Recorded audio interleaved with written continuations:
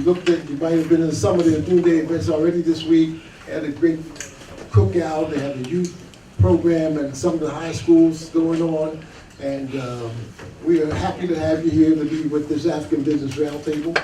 And I want to thank, first of all, the curator of this great museum, great Dr. Diane Turner, who has worked with us, and now my fearless leader, great Dr. Malefi Asante, who is campus here and professor of Africology and African American Studies.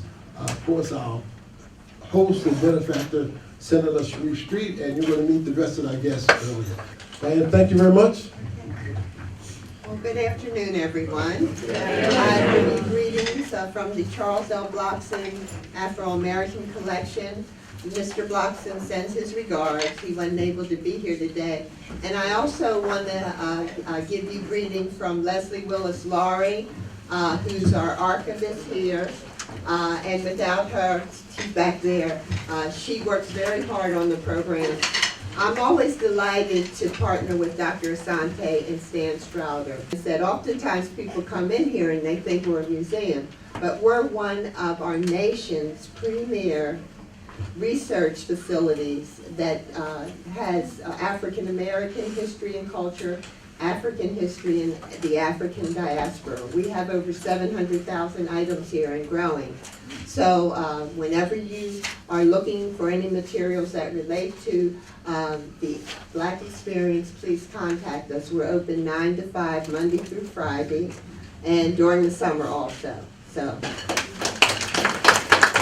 Thank you very much, Dr. Turner. Next, I want to introduce you to Dr. Asante, who's really part of our Africa Town team. Some of you may have heard about it and the work that we're doing. I'd like to have you hear from Dr. Asante. Please. Thank you very much. Abarigani. It's great to see all of you. It's wonderful to be here, and I want to thank Senator Street, certainly, for being our benefactor, and Stan Strouder, who is Mr. Africa in Philadelphia, and Dr. Diane Turner, who has made this a very sacred space.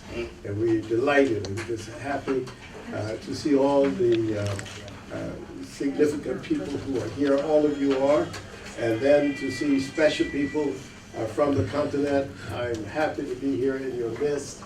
And I just met a brother from the University of Witwatersrand, where I received an honorary doctorate earlier this year, last year.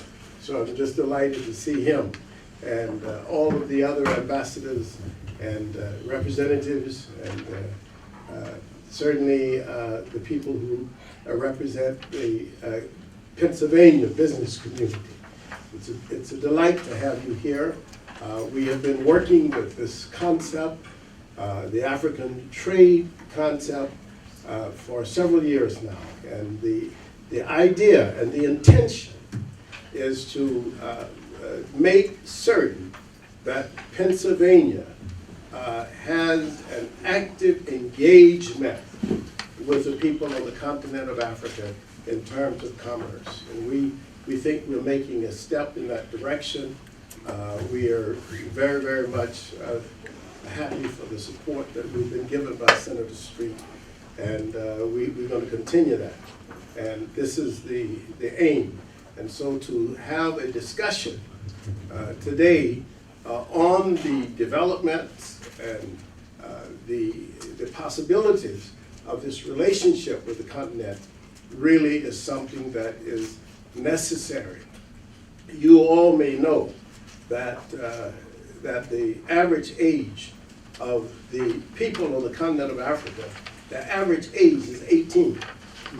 18 years old. You have a very futuristic population demographically in Africa. I mean, it's certainly, as a continent, it's going to soon be over 2 billion people. And a country like Nigeria it will be moving into the 4th place in terms of the population in the world very shortly. So Africa is extremely important. I'm engaged and been engaged for 50 years with every aspect of it, having lived in Zimbabwe, but also having worked in Nigeria and Ghana and having interests all over the continent. So I'm very pleased to see this movement and this activity that's going on, and I want to just say that I'm very happy to be a part of it, Mr. Stroud. Thank you. Thank you, Doc. Thank you very much. Janie Blackwell, please give her a big hand.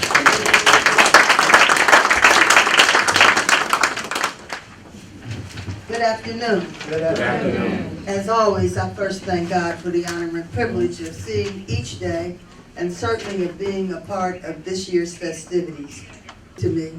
I would just like to say on behalf of the Mayor's Commission on African and Caribbean Immigrant Affairs, that goes back to 2000 and Echoes of Africa, we are certainly honored to be here. I'm interested in hearing remarks. Sharif always has a lot to say, as does Malefe, thank you. And I'm just honored to be here to hear the discussion, to learn from all of you, and to be a part of a wonderful afternoon. So, we know we've been talking about Juneteenth, and we were with some ladies from ODUNDE last night, so it's a wonderful time to be with you, a wonderful time to see you, and let's have fun. Thanks. Thank you very much, and please give her a big hand. We are, as Dr. Sunday pointed out, one of our great benefactors is our senator for this, the 3rd senatorial district in Commonwealth of Pennsylvania. Not only has he represented his district well, but he's actually representing Africa in the Commonwealth of Pennsylvania. His work clip certainly is legendary. I need to say, and he's going to talk more about it, but the work that we've been doing with Africa since the farm show has been just phenomenal. Each year in January, we bring delegations from Africa and the Caribbean to go to the farm show, and that was mostly by virtue of the sponsorship and leadership of Senator Street. I'm going to let him tell you the rest of the things he's doing, and if he does it, then I'll tell you on the back end. But please give him a big hand, Honorable Senator.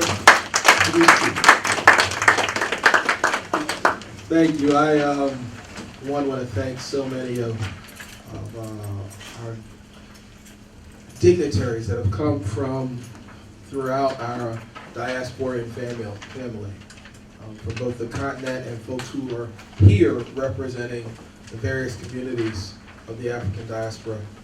It is an honor to have you join us in the 3rd Senate District in the city of Philadelphia in the Commonwealth of Pennsylvania. We certainly welcome you, and so we thank you.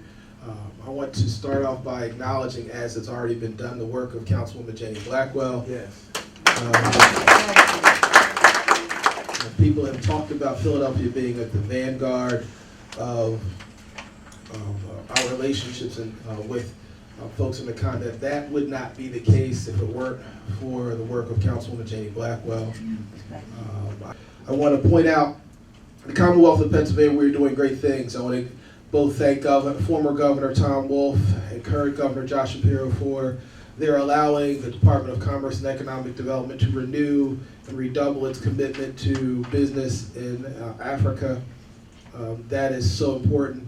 DCED is the department charged with maintaining our relationships, our commerce relationships, but more especially those international relationships as well. And so we thank both governors for the work they've done in that space and allowing, and I'm sure you're going to hear more about that later on, so I won't talk too much about it.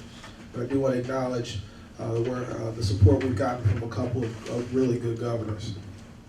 In the Port of Philadelphia, we bring in $4 to $5 billion of cocoa from Africa. We also bring in shea butter and a myriad of other natural resources that are necessary for the manufacturing of so many different products. That trade impacts every county in the Commonwealth of Pennsylvania, which is not insignificant. Pennsylvania, if it were its own nation, would be the 17th largest economy on earth by itself. We are an industrialized state in a big nation, and the Commonwealth has 13 million people, which is not massive, but not small when they're all consuming goods and services at the rates that Americans tend to consume them. And so we are a big economy in and of ourselves. the fastest growing marketplace that the Europeans are talking about, that the Chinese and the rest of the Asian industrialized countries are talking about, is Africa. And that in this moment, it is the thing economically that the United States must do if we are to be competitive in a global economy. And if Pennsylvania is to lead the way, as we have historically led the way in America, we must compete economically with Africa, and we should do it in a way that benefits both Africans in Africa and people here in the Commonwealth. We have talked about and are going to be hopefully moving forward with a number of trade missions to a number of places in the continent. But we have some specificity along a meeting with Cameroon, and we thank all of our officials from Cameroon who've worked with us to make that possible, and are still very optimistic about doing something similar with Ghana. I just want to humbly thank you for finding it not robbery to be with us today. Thank you for the work that you do in each of your respective capacities, working with the City of Philadelphia, the Commonwealth of Pennsylvania, for our mutual benefit. And thank you as a kid from North Philadelphia whose ancestors came here as a product of chattel slavery, for allowing us to have an opportunity to see ourselves and to reestablish the connection in a way that is not exploitive but beneficial to all people, both here in the Commonwealth and in Africa. Thank you so much. Good afternoon, everyone. My name is Hamidou Traoré, the president of the African and Caribbean Business Council. I just want to welcome you here today on this roundtable, but most importantly to celebrate ODUNDE. ODUNDE that brought us all here today to discuss culture, to discuss economy, to discuss trade, especially with Africa, right? I'm from West Africa. I'm originally from Mali. So what I'm advising or requesting everyone to do is to discuss this new way to do business with Africa, to redesign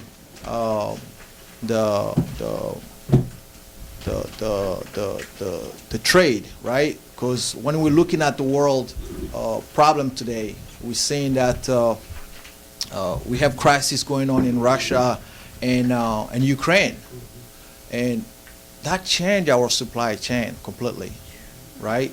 And how can we redesign this supply chain? And how can we African countries develop a new way to do business with America, especially with Pennsylvania, because I'm from Pennsylvania, right? Philadelphia gave me everything. So so I'm looking forward to see you guys discussing this supply chain remodeling, right, in this roundtable. So welcome, welcome, welcome. And also ACBC, we are welcome you guys to come and visit Africa Town that we are working on as well with Akana. And you guys are welcome here in Philadelphia anytime and visit Africa Town. Again, welcome here and have a good discussion. Thank you. What I wanted to do is go to the panel, because most people may not be aware of the resources that are available in Philadelphia and also in the city of Philadelphia and also in the state of Pennsylvania that you can go to get technical assistance and resources for your business enterprise and for your business enterprise and technical assistance. So that's what this first panel is designed to do before our illustrious diplomats come and speak. So let me first of all introduce Mr. David Brow.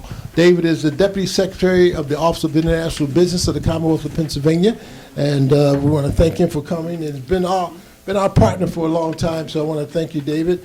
This young lady I just met recently, and she was kind enough to give us some of her attention this afternoon. And her name is Jamie A. Shanker Passero, okay. And she's one of the directors at the Temple University Small Business Development Center. So How do you want to start? You guys want to start? Maybe we should talk about what we do and how Yes. it's done. And how do we get to it? How do we get to the technical assistance? So you want to start first, Jamie? Yeah, my pleasure. Hey everyone, thank you so much for inviting me, Stan. I appreciate it. I am the Director of Programs for the Temple Small Business Development Center. We are one of 1,000 small business development centers across the country. We are funded largely by the federal government. So if you are working here, you have already paid for these services with your tax dollars, right? So the federal government wants businesses to grow, hire, expand, so that what happens? You make more tax dollars that goes back to the government. So they fund us so that we can help provide services to help you do that. We cover Philadelphia, Lower Bucks, and Eastern Montgomery County. We help small businesses of all industries and all stages start and grow, and we do this in 2 buckets. So we do it with our no-cost consulting, and that's a service that you'll see across the board at every SBDC, and then we do it through training programs, and that consists of programs for startup businesses. Usually they're industry agnostic programs, but sometimes we'll do some that are based on industry. Programs can include our upcoming HR panel on hiring and retention. We have a legal clinic that is a partnership with the Beasley School of Law. We have a branding clinic. We also have a digital marketing program that helps with things like SEO audits, e-commerce platform selection, right? So if you're importing, exporting, and you're selling goods online, let's get you set up. Let's make sure, of course, that your cybersecurity, you have a plan for that. That is a really hot topic right now, so we can assist there. We have a pretty robust webinar program. So you look on our calendar, you'll see all of our upcoming events. We also keep a resource document that's accessible to the public that we're pretty proud of, that keeps up to date on a lot of the grant opportunities that exist for small businesses. Pre-pandemic, if you said grant for small business, we would say, okay, I don't know about that, but there are a lot now, right? A lot for stabilizing businesses, not necessarily for new businesses. So we try to maintain that pretty up to date. So to work with us, I think Stan wanted to mention how that works. We have an online portal on our website, and you'll get connected to meet with a consultant, and you can do with that what you want. We can be with you for years and years, right? We have clients who've been with us for decades, and we're with you for every stage of growth. And we have different consultants with specialty areas who can help with that. So you sign up, you're matched with a consultant, everything is very confidential. We also have networks of professionals, right? Because sometimes, let's say you are coming here from another country, how are we going to find a good accountant or insurance or real estate, right? So you may not have that network, and that can be an impediment for businesses. So we can help you make those connections, and we really strive to be a resource as comprehensive as possible, working with the city to help you there. So I don't know if that was my timer, but I was kind of done anyway. Well, thank you so much, Andrea. So, David, you want to give us an idea of what you do? Sure. My name is David Briel. I'm Deputy Secretary with the State Office of International Business Development. So we basically have 3 roles for the Commonwealth of Pennsylvania. And again, we work statewide, everywhere from Philadelphia to Pittsburgh and everywhere in between. So first we work with Pennsylvania companies, primarily small and medium-sized Pennsylvania companies, to help them export products, service, technologies around the world. And we do that through a network of international contractors we have placed around the world. Mostly in the major markets. We do have a contractor as well. We have a relationship with the Great Lake Governors, and we do have a contractor who works with us in South Africa as well. But so that's goal 1, is helping Pennsylvania companies export. We have a number of programs to help you to help you get into the market and to get market research to find out, can I sell this product, service, technology in, be it in South Africa or the UK or Japan or wherever, to help you evaluate the strength of your product, service, technology. We also work with international investors. So we work to promote Pennsylvania as an investment opportunity, to bring companies here, to employ Pennsylvanians. So every year we get hits from about 250 companies internationally who may be asking for, how much does an electrical engineer cost in Philadelphia County versus Ontario versus, Allegheny County, versus, New Jersey or something. So we do that kind of basic research. We then, every year we work with about 100 companies who physically show up here to look at sites. And we will do a full site tours to show them physical locations in Pennsylvania. Every year about 20 to 25, 27 of them locate within the Commonwealth. which creates it creates a few thousand jobs a year, basically. Okay, so that's our other major goal. Now, the third thing is we work in the official relationship. We work government to government to see, to work with, governments from Africa to Europe to Asia and beyond. We have done a number of agreements to help for student exchange, for different key industries. So if there are things here, we'd certainly like to hear, if there are interests, specific interests from specific African, from countries who want to look at a specific industry with Pennsylvania. We certainly look forward to working with you on that. We do have a few programs that are there to assist you. We don't have money right now, but again in October when it's refunded, we'll have something called the Global Access Program, which allows, it's up to a $10,000 grant to help you go overseas or get your product overseas. We also have money put aside in something called our multi-market initiative, which allows you consulting services in, be it in Africa or in other markets around the world, to help you to find an end distributor, to find an end user, to get your product, technology, service out into the world. Okay, Gaston? Yeah, thank you so much, David. I have a quick question. You talked about helping companies come and do business in Pennsylvania. What are the top 5 things that you guys offer somebody who want to, set up business in PA? What are those sort of incentives? So for the Temple SBDC, I have a quick answer, so I can go first. We have a relatively new small program where companies who are thinking about locating in Pennsylvania, but maybe want to do some research, they can set up shop at our global incubator that we actually have at our Temple Center City office, which is right next to City Hall. So we have a few international businesses who are located there. And it's a way that I am not the expert in that department, I will be honest. We have my colleague who is, but there is kind of a visa requirement of being associated with the university. So they're able to take advantage of that, do that research and say, is this a good decision to locate here in Pennsylvania? So in our office, we work, quite a bit with companies who have these inquiries of looking to set up in Pennsylvania. And we do everything to help them meet local suppliers. That's always a key thing. Like how am I going to build whatever, right? Just next week we have a European wood company here. We're taking them out to wood producers, to sawmills throughout central and northern Pennsylvania to find the species of wood that they need. The second thing they always ask about is workforce. I mean, that in 2023, there's labor shortages pretty much everywhere. The biggest issue of where companies locate is where do they find a talented workforce? And that's something we connect them with through local workforce development boards, through universities. That's always, these days, that is the factor of what drives companies to where they need to be. We also then connect companies to, we certainly work with our legal community accountants to get, next week we have a company looking to set up here in Pennsylvania. They don't understand they understand, basics about salaries. They're European. They have no idea how benefits package works, right? Why don't Americans, they have no idea that that whole system of a company paying for an individual's health care would even exist. Obviously in Europe, totally different. Everything's government handled. So we try to educate them on how to do these basic, what we see as basic, but somebody coming to the American market really has no clue that that these things actually exist, and how do I do it? Because you need to do these benefits packages to hire and retain people.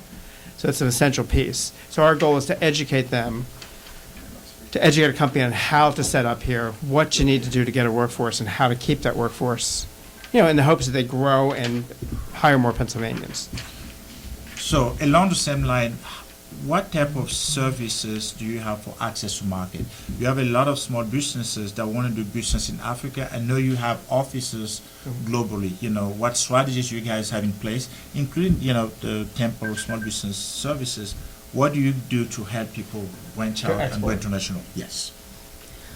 So, like I mentioned, one of my colleagues is kind of our international expert. There's one of her, but she's very, very proficient. She understands tariffs. She understands navigating trade shows really well, and all of the different, like the little grants that are available to help with trade show expenses. So we have our expert there. And then in terms of access to markets more generally, one thing that we specialize in is pre-procurement and procurement readiness.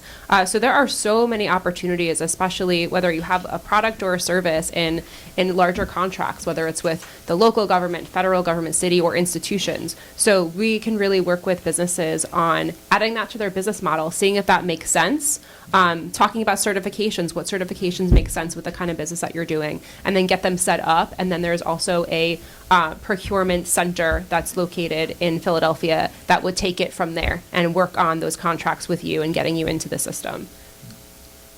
So in our case, we do a number of international trade shows that Pennsylvania companies can participate in. We take the booth and give companies with subsidized rates. These are both in the United States. We had just discussed in about 2 weeks, something called Fancy Food Show in New York. It's the best. We're taking a number of Pennsylvania food companies, small and medium-sized companies, to exhibit at that show. We also are coming up, we're doing the world's largest medical device show. We take about 20 companies a year to something called Medica in Germany, which allows smaller and medium-sized Pennsylvania companies to sell. When you go to these shows, these are worldwide programs. There'll be distributors from around the world, from Africa to Asia to Europe. They're all there. And Africa is an increasingly big, when you go to these shows, you can see Africa is an increasingly big piece of the pie there. Given to like Stan said, the average age in Africa is 18, so the future is Africa. You can see it. Senator said that. Okay. So, yes, Aisha.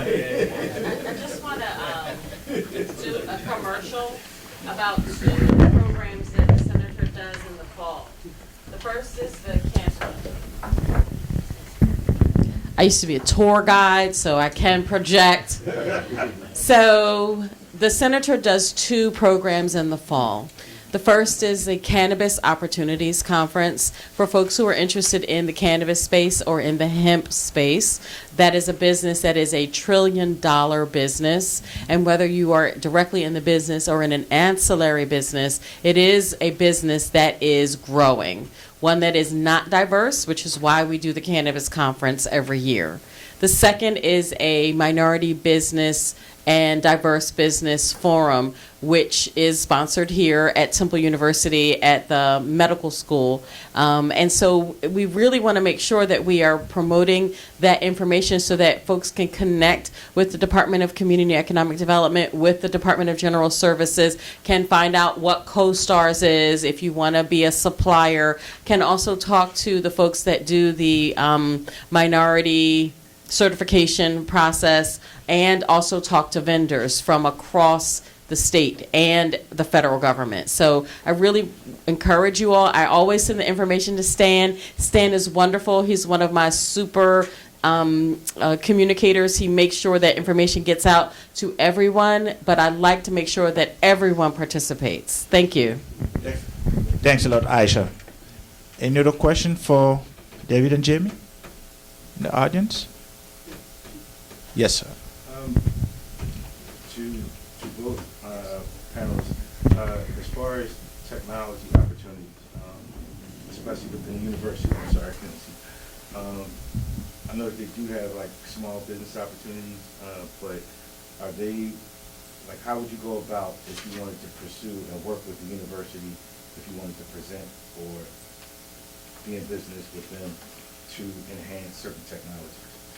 To sell to the university itself? No, to work with the university, because I know they have a business transfer within the university, so I'm not sure. Like a tech transfer department? Correct.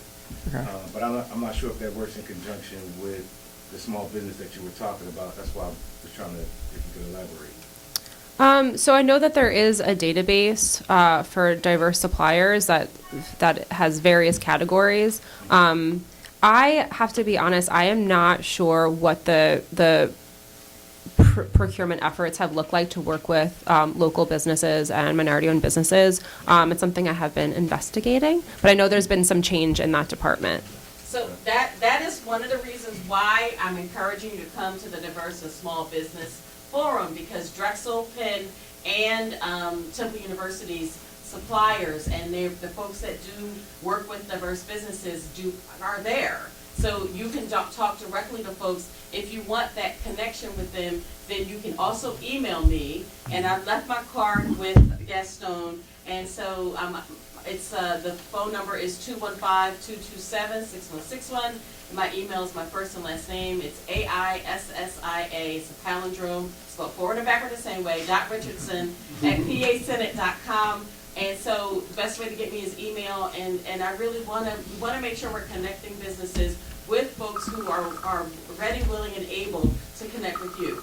The Art Museum. The Art Museum just got a really big grant to do exhibits that are diversity, equity, and inclusion. They're going to be working with African American artists. They're going to be hiring young people and hiring staff to curate and hiring art historians to be able to create a group of folks that can then go into that space, because we need to feel welcome in those spaces, because we need to be able to participate. And basically, they need new audiences as well. So we really want to make sure that we're communicating with folks and that we have you on our email list so that you can receive all this great information that we receive. We're keys, not locks. We share information, we don't hold it. Thank you so much. I also would recommend PAGE, PAGE. They're part of the Economy League, and they are tasked with connecting businesses to anchor institutions for opportunities. I just want to recognize somebody here, Mr. Bob Martin. He's from Comcast. He is one of the panelists. So before we go to the next question, Bob, would you mind giving us a brief idea what you guys do for small businesses? I'm sorry, it's hard, but Sure, I'm happy to. Thank you very much. And I really apologize for being late. My son graduated from 8th grade today, so I'm juggling a few things. So I'm here on behalf of Comcast, and it's really my pleasure to be here to talk about what we're trying to do for small businesses in Philadelphia. Right now, we're in the midst of a round of what we call the RISE grant program, and now through June 30th, businesses will be able to apply for $5,000 in unrestricted cash, and as well as a set of wraparound services that include marketing assistance, so that's like video production and airing of your commercial, market research, technology assistance, all things meant to help sustain businesses, but also help them make the next step. But I'll stop there, and we can talk more about that later. thank you so much, Bob. Dr. Shimi? I just wanted to follow up on the gentleman's question about working with universities for research, because for many small businesses, they have to have a proof of concept. And so, to your point, our company manufactures hemp protein powders, for example. We had to partner with a faculty member. So the strategy before you get to PAGE, which is a great resource, and other supplier resources, is to work with a faculty member in either engineering or science and technology, and they normally will receive, like we've received a grant from DCED to do research on our product so that it can come to market before we can send it out to other places. So the strategy for technology transfer is to find a faculty member on your campus or a targeted campus doing research in that space, work with them to get an NSF or SBIR or DC, so I can talk to you about those needs. Sure. But you get your proof of concept done and tested with research support, which allows you to get financing from venture capitalists because you've gone through that process. Once you get your product market ready, then you can go to the supplier folks and say, we're ready because we've already tested this. Because they're going to ask you, does somebody validate your product for viability or efficacy in the market? Sure. So you go to faculty first. So you go to that college, you talk to their dean, you get assigned to faculty who's in that research space, then you go to the tech transfer office. I just want to make sure that's clear, because we've gone through that. You don't have it, we'll kick you to the curb. No, I appreciate that being brought up, and our office does have a consultant who has a specialty area in technology commercialization and SBIR, STTR consulting, which is a little more tech and over my head, but it's cool. Thank you so much. Dr. Azuka? The question I have is the kind of resources you have, either directly or with the banks, to fund trade transactions for manufacturing projects in Africa that utilizes U.S. products and services. Because most of the banks over there, the interest rate is high, very good, 22 to 23%. And the banks here requires collateral that some of us can do, even when you need it. Then they require a foreign bank that can assume the risk. And that has always been a challenge. So do you have anything? Thank you. I think, Dr. Zuka, most of those programs you're looking at, that's going to be federal programs. There's no state program that really help. You're saying to help in Africa, so I think Dr. Zuka, right? Yes. To fund a manufacturing in Africa of using U.S.-made goods, using some U.S.-made components. Yes. Yeah, with this, we have programs to help get the U.S., the Pennsylvania-made component over there, but there's nothing for the African manufacturer per se that comes from state money. Now, USAID and some federal programs, I think that's a difference. Maybe there may be some things at the federal level. I don't know if you deal with the federal government on these things at all. So when we assist small businesses receiving funding, they are local businesses looking for funding, and we help with prepping for loans. So working on your business plan, working on your financials, and then matchmaking with appropriate lenders, whether they're traditional lenders or CDFIs. But that is for Philadelphia and the region whose business location is there. So. Ambassador Sanders, do you want to add something? You were asking really about federal programs in terms of financing, trade financing, and there are a couple of them. One is US EXIM Bank. They had financing. They've been finally lowered after many years of trying their minimum about $5 million. $5 million and under. Before it used to be $10 million and over. So they are trying to address SMEs and small businesses where you can do US manufacturers, services, products and services, anything from $5 million and under for a US EXIM finance loan. The flip side of that, however, is that EXIM has to be what they call open in the country that you are getting ready to export to a product and service, which means they have to have an affiliate bank that they have a relationship with in order for you to be able to, because it's all LC, it's all letter of credit, so they have to have an affiliate bank in the country that you're looking to either do the product or the export to.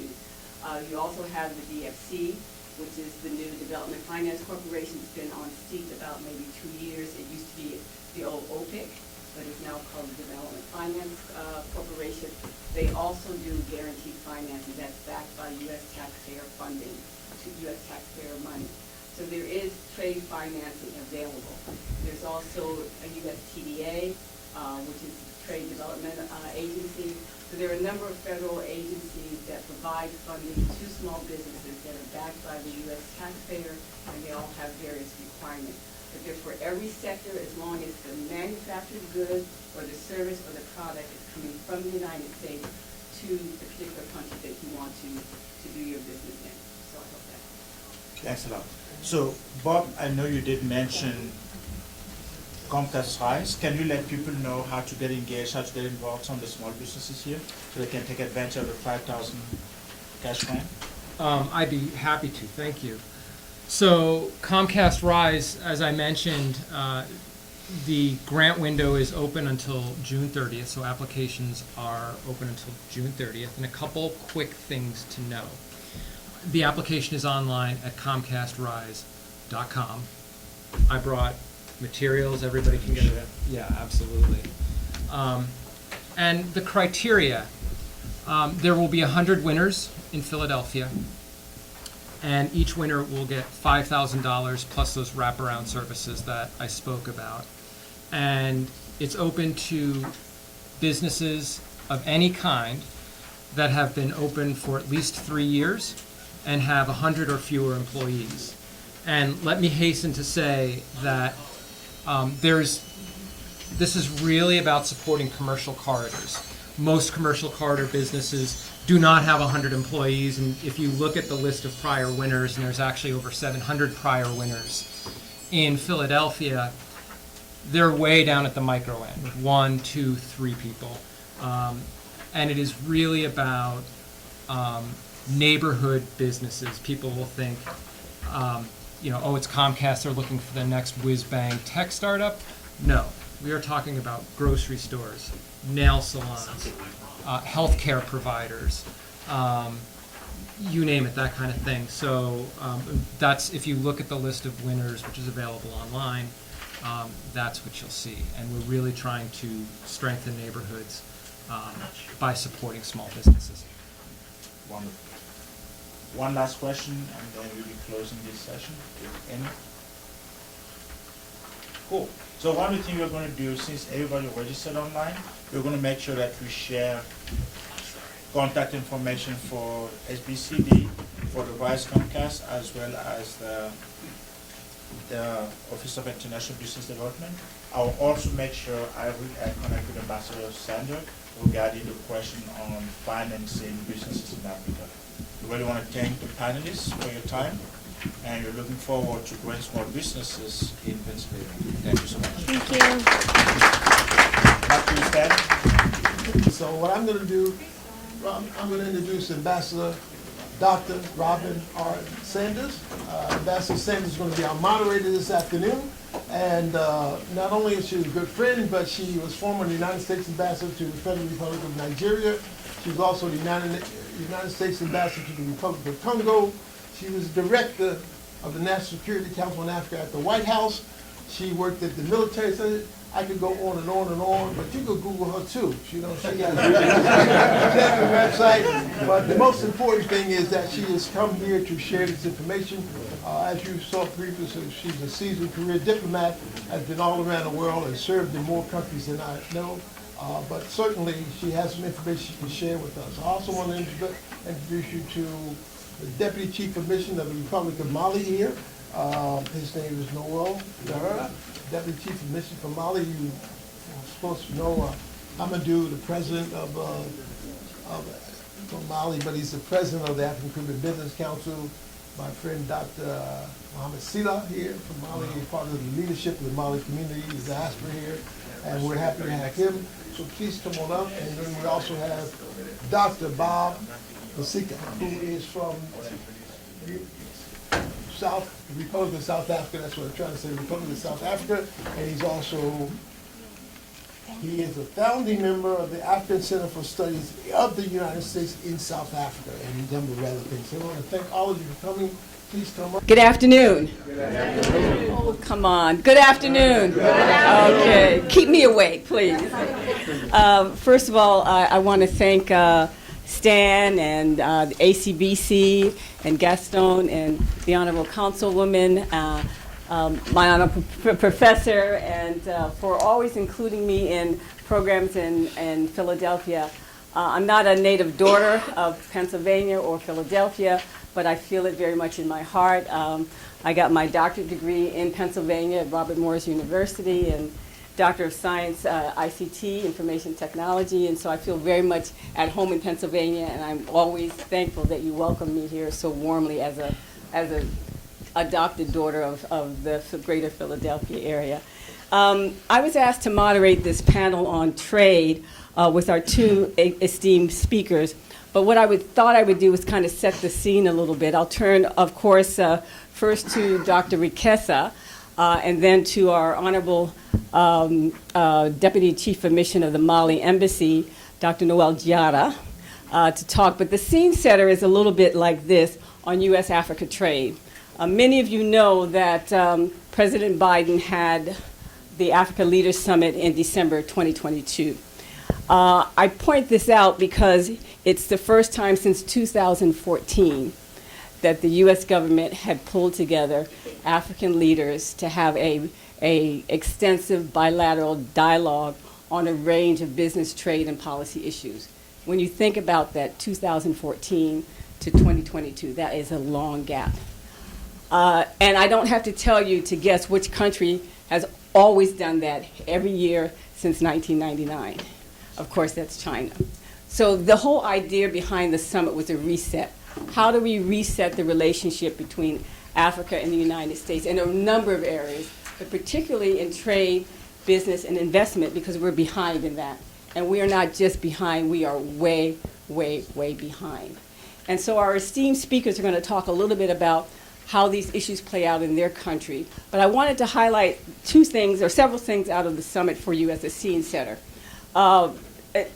53 countries sent heads of state, which I think is impressive, because I think there was a desire to reconnect with the United States from the Africa side. And I know that those of us who work on Africa here in trade and business wanted that reconnection to take place too. So there was a lot of excitement about the summit. I was lucky enough to attend and be invited not only to the summit, but to the business forum, which was a separate part of the summit, integral to it, but it was really just focused on business. $60 billion in deals were signed during the course of that summit. That included MOUs as well as direct business-to-business deals. I was lucky to have a little piece of that for one of the companies that I advised in Africa. The other aspect of that is that the AGOA ministerial, and most of you know AGOA. Anybody that doesn't know AGOA that I need to explain? But the AGOA ministerial also happened concurrently at the same time. And the one thing about AGOA, which I will also ask our panelists to talk about for their countries, is that it's the only sustained biannual activity that we have at a ministerial level with the African continent. And so it's so important for that legislation to be renewed, and it is set to expire in 2025. And we have a long way to go to get it renewed, and we don't want to lose that, because then we would have no sustained continent-wide dialogue with the African continent in any capacity if we lose that part of it as well. So keep all of those scene setters in mind. I do think that the summit was successful. I think the business forum was successful. The message out of the ministerial. I serve as the chairwoman of the U.S.-Africa Trade Council, which is a presidential advisory entity for USTR, which is the U.S. Trade Representative's Office.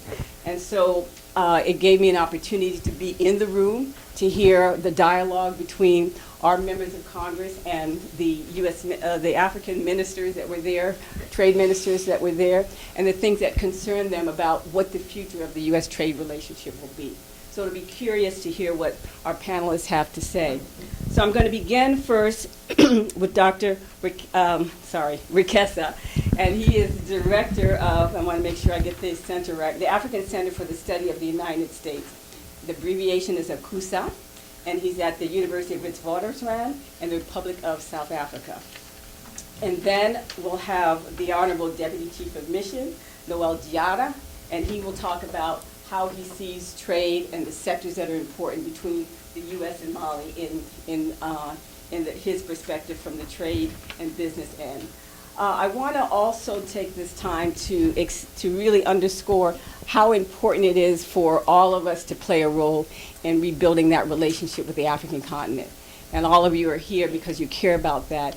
But it's so fundamental that I feel that if we don't take advantage of that, not only because of the stats that we've heard already in terms of the population, but we are losing out in so many ways across the relationships with the continent, that if we don't step up to the plate and push our governments, whether it's at the local, state, or federal level, and we need to push the federal level a lot, I will say that, particularly for the congressional side and the resources, then it's going to be difficult, I think, for us over the long term to do some of the things that you guys want to do.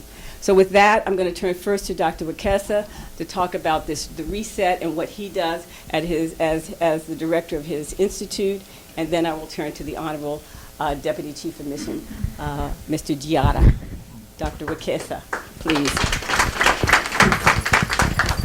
Thank you very much, Ambassador Sanders, and perhaps should just to say all protocols observed and launch into it. But even before starting, my input into this discussion, I just want to recognize the fact that I am here thanks to a meeting we had over coffee with Mel Foote in DC at a time like this last week, Friday last week. And when he mentioned that there's ODUNDE festival and there's an African Business Council, and will I come, I said immediately I will come.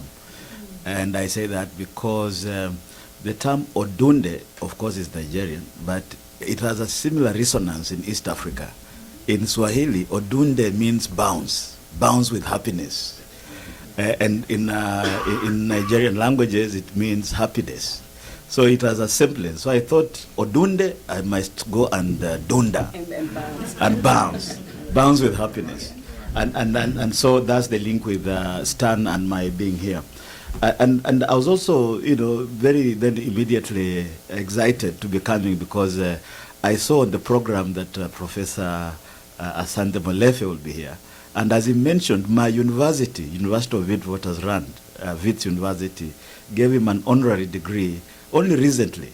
And at that time in Johannesburg, I attempted to actually get close to him and I couldn't.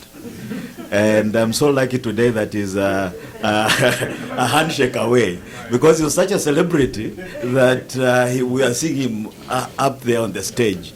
And today we are able to discuss here. And lastly, there's a colleague here, Dr. Jamie Green, who just spoke earlier, posed a question. She was in South Africa in February for our Africa-US Cities Conference. And I'd tried to sneak in here without telling her. But the moment I sat her and I turned and I just saw her right there. So I'm glad to be in the company of many friends. But now, straight into today's discussion. I do agree with Ambassador Sanders that indeed the US-Africa Leaders Summit was a major reset, not just because of the hiatus of about 8 years between 2014 and 2023, and 2022 rather, but also in terms of the nature of the discussions that were undertaken, particularly with respects to trade and economics. The point is that this time round, this US-Africa Leaders Summit followed the release of the US strategy towards Africa, or US policy towards South Africa, which was released by Secretary of State Antony Blinken in August of 2022. So it was a demonstration of implementation of a policy rather than just a summit that is out of the air, as it were. And of course, many have considered the summit as having been something like a competition with China, and to a great extent many people concur. But the reality is that it's not just China, in fact, that is making inroads into Africa. For those of us who study Africa and global powers, we do understand it's not only China. In fact, the US was on the back footing for many years in this respect, because the AU has a relationship with the EU, with the European Union. So it's called AU-EU Summit. They have done 8 summits up to this point. We have a relationship with Japan, the Tokyo International Conference on Africa's Trade. It's called TICAD. The next one is expected next year. It will be the 9th. India has a relationship with Africa. They have done 3 summits. Turkey has had 4. South Korea has had 5. And the US has had on how many? 2. So you can see that in terms of being intentional, the US was actually resetting relations, following in the path of others that have done much more. In terms of commitment of resources, I think it was also a reset because for the first time we had a commitment of $55 billion from the US government. But when you compare this to Chinese offerings over the years, it pales in comparison. And the other factor that we have to consider, I'm not pouring cold water on this, but I'm being critical so that we can move forward with understanding of the situations as they are. I think the fact is that the $55 billion committed by the US government is actually promissory, even when you look at the language. It says that State Department and White House and US government will work with Congress to try and convince Congress to provide these resources. But I landed in this country a few weeks ago and learned that there's an issue with debt ceiling. I'm wondering if Congress is going to be in agreement when the ceiling has, I think you understand better the politics of debt ceilings and so forth, and so forth. So I think there's something to be considered there. Is this commitment going to come through? Is it going to? And of course, these other summits have had very predictable. You know when the next forum on China-Africa cooperation is going to happen. You know when TICAD is going to happen. I think for this one, we do not have a timeline of when it's going to happen. However, having said that, and one can go on and on about the critical aspects, there are some very strong points there. One is, I think, a recognition that Africa is ripe for digital transformation and digital innovation. And just as one factor, the African continent actually leapfrogged the ICT and digital space. From landlines, the old phones that we used to hold, we jumped to mobile phones, and those are the ones that we use for internet communication and so forth. In fact, as an example, on landing here, I realized that we don't use WhatsApp a lot here. But if you relate with the continent, WhatsApp is the in thing. So in some respects, in fact, Africans are more digitally advanced. Because of our needs, we've had to be agile in the use of communication capabilities. So it's with those regards, the program called Digital Transformation with Africa, DTA, was quite an important one, and I think is one that can be built on. I think the second, the innovative aspect that I see as good for trade and economics is recognition of cities as new hubs of Africa-US relations. And I think this goes to what Professor Molefe was saying earlier. Africa has a median age of 18 years. Many of these are moving into cities. African cities are the fastest growing, just like everything else African in terms of population. So that very soon, Lagos, which is about 30 million people today, is going to be 40 million people plus. And similarly, cities with over 10 million people are going to include Kinshasa, Nairobi, Dar es Salaam, and so forth. And therefore, cities are going to be hubs for engagement on the African continent as the continent moves from being an agricultural, rural economy to an urbanized one. And so I think the fact that the US Africa Leaders Summit dwelled quite a bit on cities, the idea of smart cities, the idea of transformative cities, the idea of charter cities, and all matters related, because cities can then be entry points for various forms of trade and economic engagement. I believe that was an important one.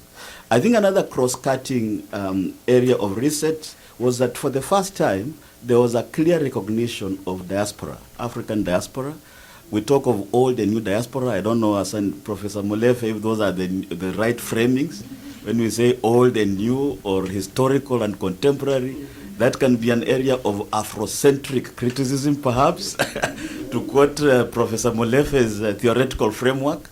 But I think overall, we think that focus on diaspora, particularly the idea of establishment of the President's Advisory Council for Diaspora, is an important structure. I think Mel Foot might touch on that when he speaks later. But I think the fact that there's a recognition of diaspora as the lodestar, as an entry point for US-Africa relations is very important. Because indeed, there is no other country outside of Africa that has a vibrant diaspora community other than the US. Of course, we can talk about Brazil and so forth, but the engagements between Africa and the US are almost natural. The affinities are very clear when you talk of diaspora. And I think for a long time it has not been quite at the center of things. And so I think linking this to trade and economics would be great. I think we've seen lots of African Americans and the more recent African immigrants returning to the continent. There's the whole thing of the year of the return. I can tell you for free that if you come to Johannesburg, for example, you'll find many diasporans that have relocated there, and they're doing well in business and so forth. In fact, here is an encouragement for more of you to consider either coming there permanently or coming and going, circulating here and there. You can come there over winter here because it's warmer there, and return here when it's and so forth. So I think that's Ambassador Sanders. That is as far as my comments on U.S. Africa Leaders Summit is concerned. With regards to AGOA, very briefly, one is that I think AGOA is due in 2025, the current formation. It has been helpful, but it could do better. it could do better in the following ways. Number one, when it was negotiated in 2001, and I think Ambassador Sanders was very much part of that initiative, it has been seen from the African end as a unilateral arrangement and a unilateral structure. Because it was done by Congress with very little input from Africans. Of course, everybody understands it's a U.S. initiative, but it's a U.S. initiative towards Africa. And therefore, I suppose the input of Africans in this, in its renewal or any form or shape it takes going forward will be important if it's to succeed. I think the other point that one has to consider, and this is a dicey one, I don't have a clear answer on this, is that AGOA comes with conditionalities, such that it has always been raised as kind of carrot and stick when you are dealing with African countries. A case in point right now is with South Africa. I suppose you've been following the case of the alleged supply of arms by the South African government to Russians with respect to Ukraine. And I think Washington has said, look, you benefit quite a lot from AGOA. We know that your citrus fruits make it to the Philadelphia port quite a bit, and we are gonna then punish you by saying you are not, we remove AGOA. I think that has been on the table. So what Africans say, I think it shouldn't have these conditions. AGOA shouldn't have these conditions. Other conditions, of course, include issues to do with democracy and human rights. Countries such as Uganda that has just recently instituted very harsh penalties for LGBTQ people, for example, might suffer AGOA reprisals, AGOA-related conditionalities. And so I don't have a ready answer on these matters, but I know that it's a sticking point. And perhaps because, again, the other partners of the continent, particularly the Japanese and the Chinese and the Russians, don't come with those conditionalities. The Chinese come with a large amount of money and say, do as you wish. And you come with much less money and with many conditions. So then you see, in terms of competition, you can see where the challenges can lie. So I suppose these are issues that will have to be discussed, but I'll stop here and look forward to discussing further in the follow-ups. Thank you very much. Thank you so much, Dr. Wakesa. Now we'll turn to the Honorable Deputy Chief of Mission of Mali, Noel Diarra, please. I know he has a PowerPoint, so we'll start with that. Oh. Would you like to open with remarks before you're... Okay, please, go ahead. Okay. Thank you, Doctor. Thank you, Ambassador. I would like to say good afternoon to everybody here. I recognize Dr. Malvin. He was granted a distinction for my country because of the job he's doing for peace in my country. This is the first time I see the famous doctor. Frankly, this is an honor for me to have you in live because we see the picture and read the name, but I didn't have this opportunity before to meet you in live. Yeah, thank you. I would like to recognize Mr. Traoré, my fellow Malian who is working hard here, and he's the one who invited us. And globally, I would like to congratulate this Mr.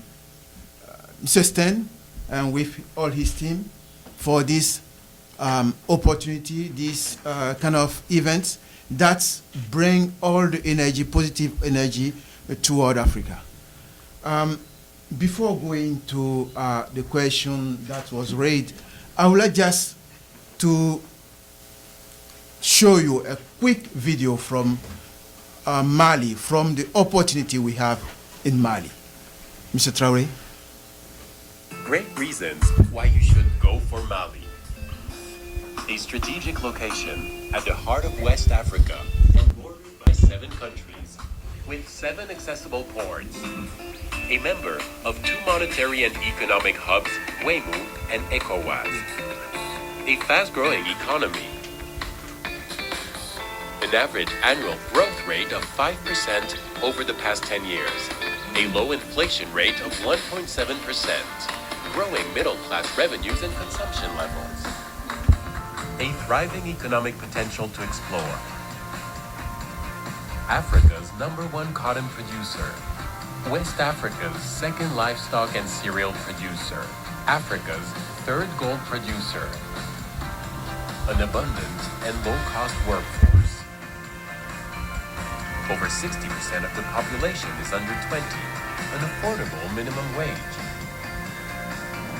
A competitive legal and regulatory framework. A constantly improving business climate. A government fostering private investments. A very attractive investment code. A rich and authentic culture. 14 sites inscribed on the World Cultural Heritage List. Widely known artists acclaimed worldwide. So, how easy is it to settle in Mali? You can create a company in 72 hours. Rely on 2 guarantee funds. Repatriate 100% of your profit. Benefit from up to 30 years of tax exemption. Retain 100% foreign ownership. So go and be a deal maker. Be one of the pioneers. Unlock the Malian potential. Mali, land of opportunity.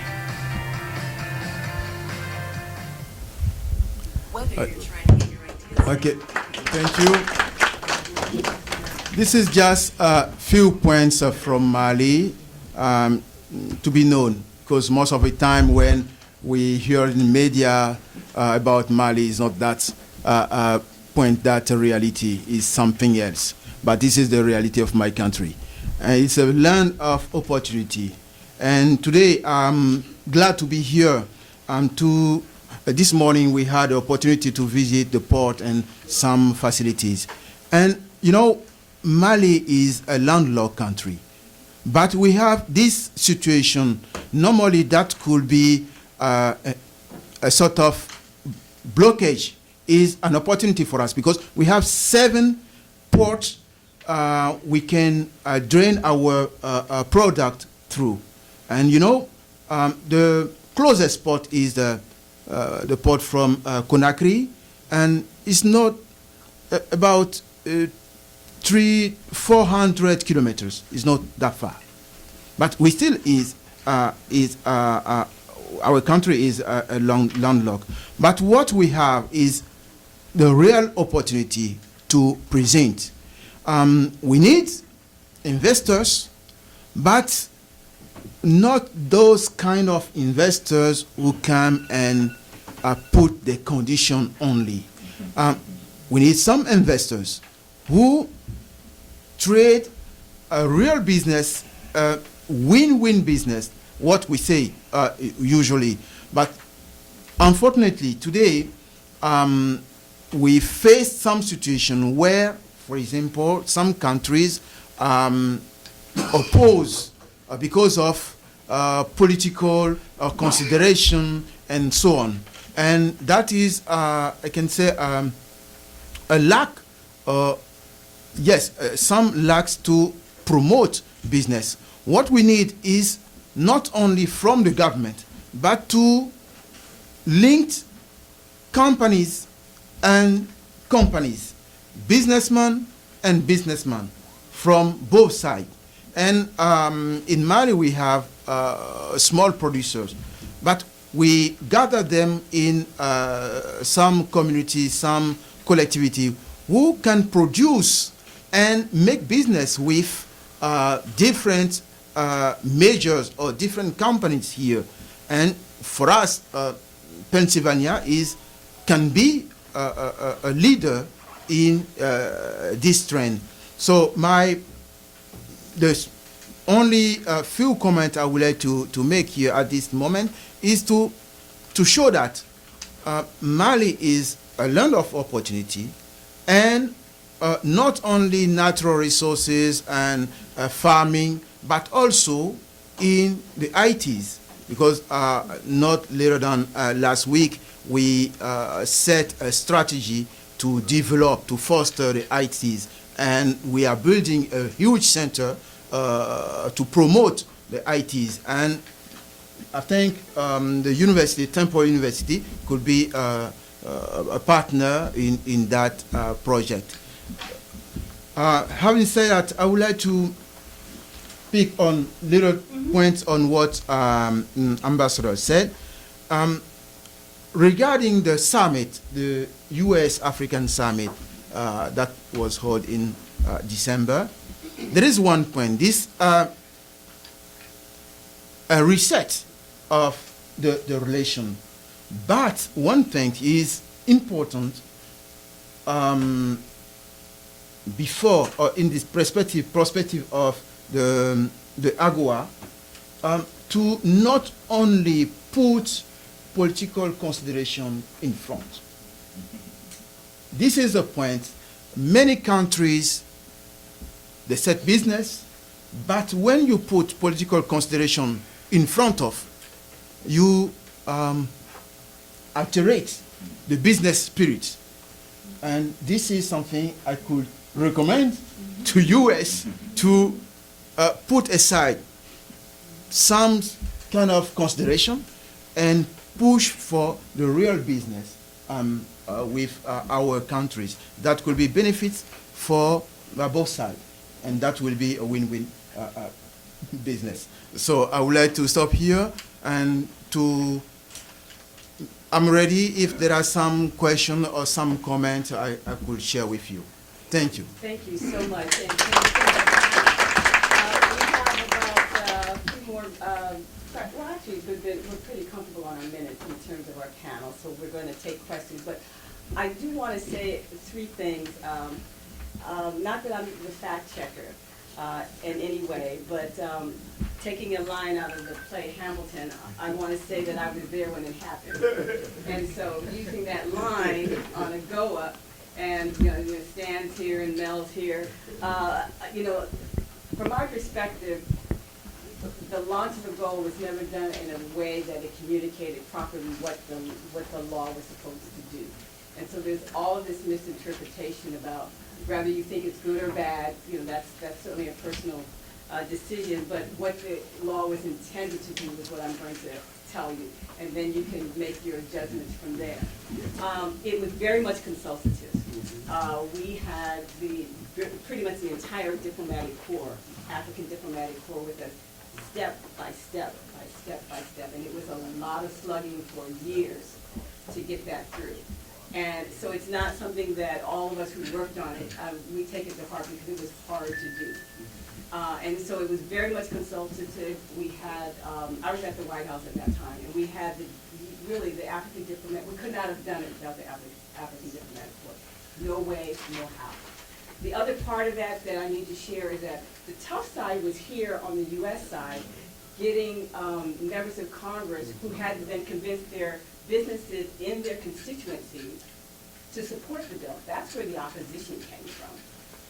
And so in reality, the same issue will happen with renewal, with all of the wonderful recommendations you make. That's not where the problem is at the federal level. The problem is, I won't say problem, the education and the challenge and the way forward for some of the things you suggest has to be with the members of the Senate and the Congress, the House of Representatives, and getting their constituents to say, yeah, this is okay to do, that we support this because it's going to do X, Y for my constituency. And if you can't make that argument, we're not going to get a GOA renewal passed. It's just not going to happen. So that's where the onus is. It is making sure that your member, your Senate member or your House member, understands what the benefit is of a GOA to their constituency. And if that doesn't happen, they're not going to support the renewal. And that's where the hard fought work was done the last time. And so the restrictions that you put, it didn't come out of the cloud. Those were things that their constituents said they wanted to have in the law in order to support passing the law. So it was very much codified based on what the input was from constituents in the various states in order to get members of the Senate and the House to vote for the bill. So it's not going to be able to be done the way that you would like it to be done.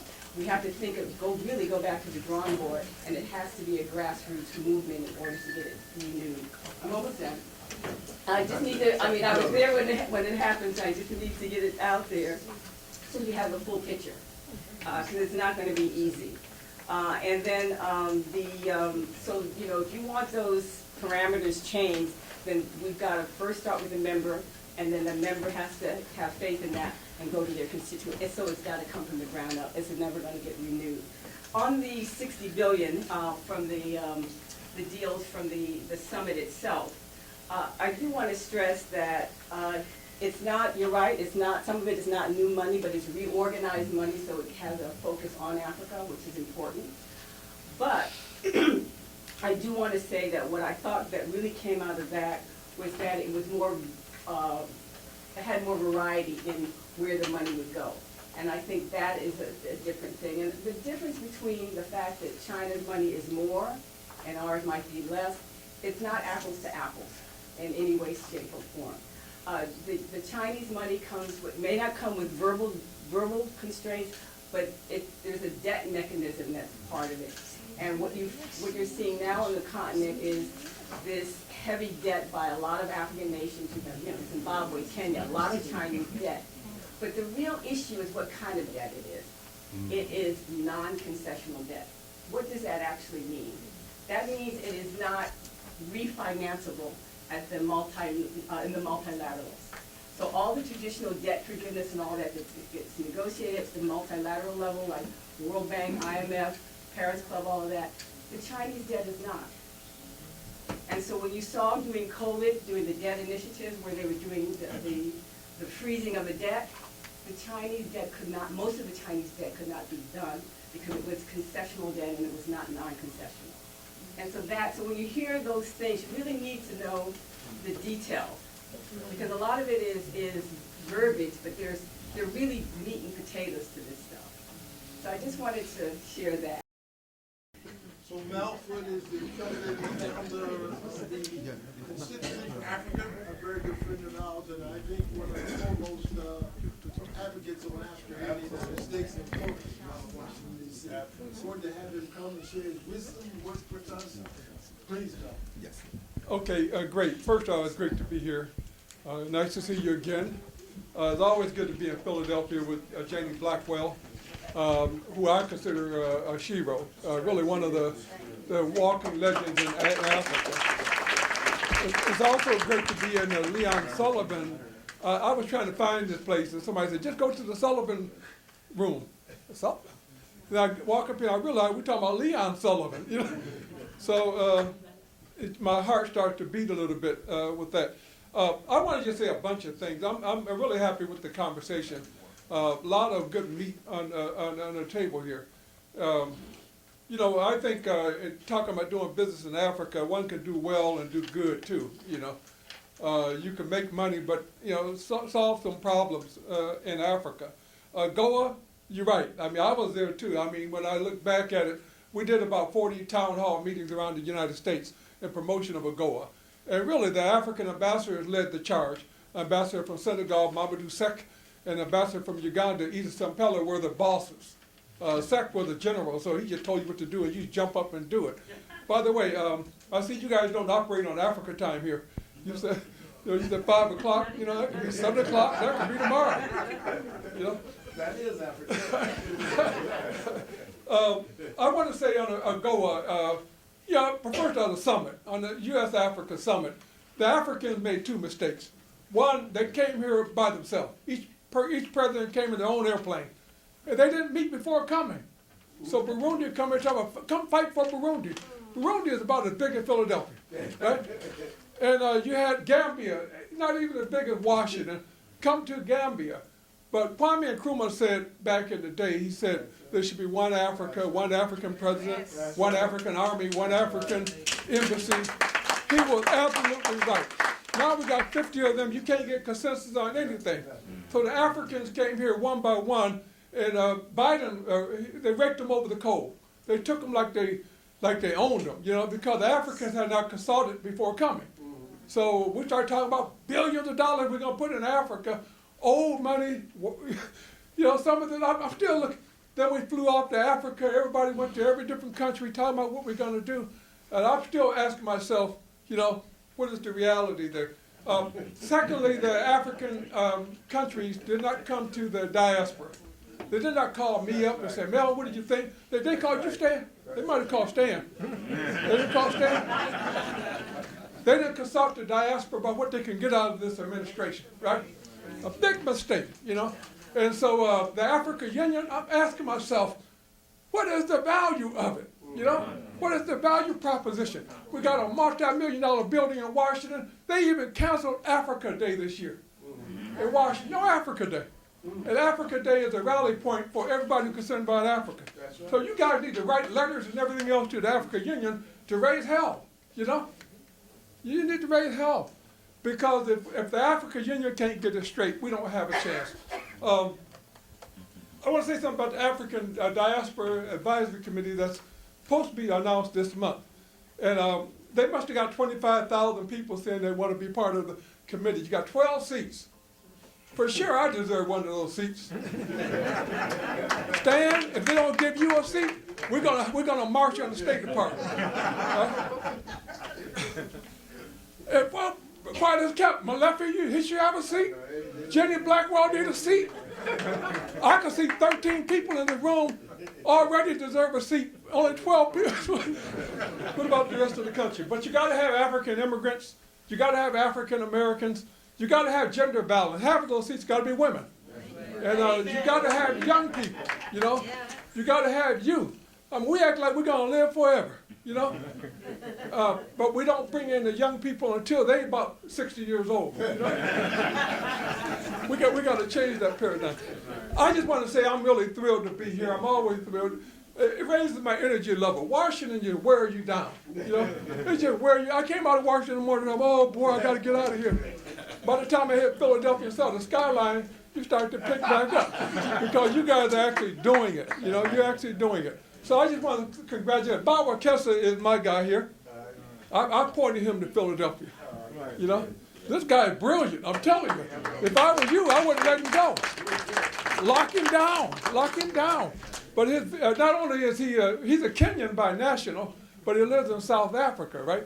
But talk about Pan-Africanism. When we start talking, he said, I really want to see Malefi Asante. He's in Philadelphia. I said, hey, the king is here.